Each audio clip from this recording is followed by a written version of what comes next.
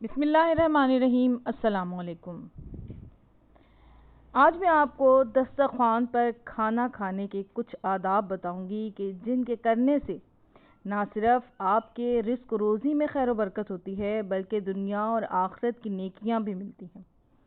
اس سے پہلے کہ میں ویڈیو شروع کروں، میرے چینل کو سبسکرائب کریں اور بیل آئیکن کا بٹن دبائیں تاکہ آنے والی ویڈیوز آپ تک پہنچیں۔ نبی پاک صلی اللہ علیہ وآلہ وسلم کے پاس دو قسم کے کھانے دسترخوان پر آتے تو آپ ایک تناول فرماتے اور دوسرا کھانا خیرات کر دیتے۔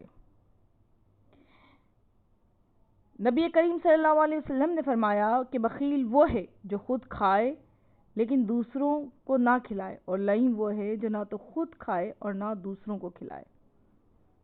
ایک اور جگہ حضرت علی علیہ السلام نے فرمایا کہ جب بھوک لگی ہو تو دسترخوان پہ بیٹھو، ابھی تھوڑی بھوک باقی رہ جائے تو ہاتھ اٹھا لو، خوب چبا کر کھاؤ، کھانے کے بعد بیت الخلاء کی عادت ڈالو۔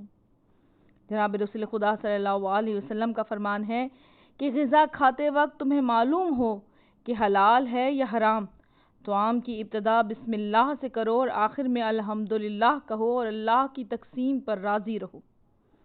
نبی کریم صلی اللہ علیہ وسلم ایک اور جگہ فرماتے ہیں کہ دسترخوان کے 4 آداب ہیں: چھوٹے چھوٹے لقمے بنانا، زیادہ چبانا، دوسروں کی طرف کم دیکھنا اور کھانے سے پہلے اور بعد میں ہاتھ دھونا۔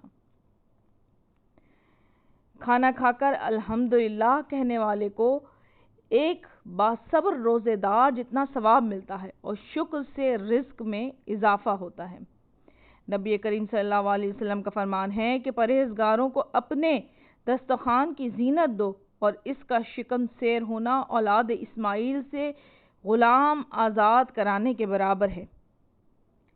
تہذیب الاسلام میں لکھا ہے کہ لذیذ کھانا یا کھلانا ایک پسندیدہ عمل ہے۔ لذیذ کھانوں کو اپنے اوپر حرام کر لینا مناسب نہیں۔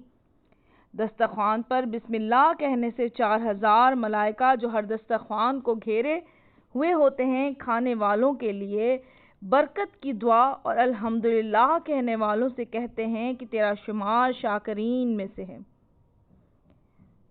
نبی کریم صلی اللہ علیہ وسلم فرماتے ہیں کہ جو کھانا کھاتے وقت بسم اللہ اور آخر میں الحمدللہ نہیں کہتے تو شیطان سے 4000 ملائکہ کہتے ہیں کہ تو بھی ان کے ساتھ شامل ہو جا۔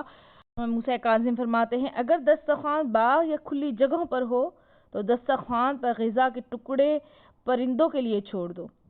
جناب سیدہ فاطمہ زہرا فرماتی ہیں جب کوئی غذا کھاؤ تو یہ شافی کہہ لو، کوئی زہر بھی دے تو وہ زہر کوئی نقصان نہ دے سکے گا مگر یا شافیو ضرور کہو۔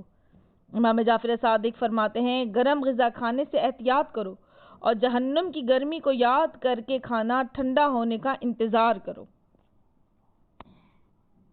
علی رضا علیہ السلام فرماتے ہیں کہ دسترخوان سے گرے ہوئے ٹکڑے اٹھا کر کھانا حور العین کا حق مہر ہے۔